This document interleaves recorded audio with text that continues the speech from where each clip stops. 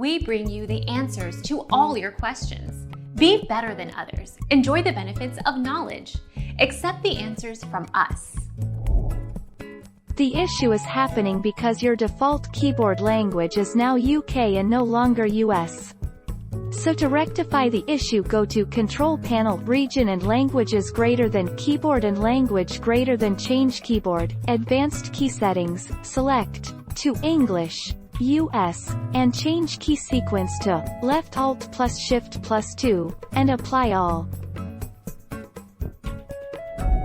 Our mission is to provide accurate answers. We think without knowledge, it is impossible to live a balanced life. Be competent, be skillful. Thank you for watching. Don't forget to subscribe and hit the bell notification.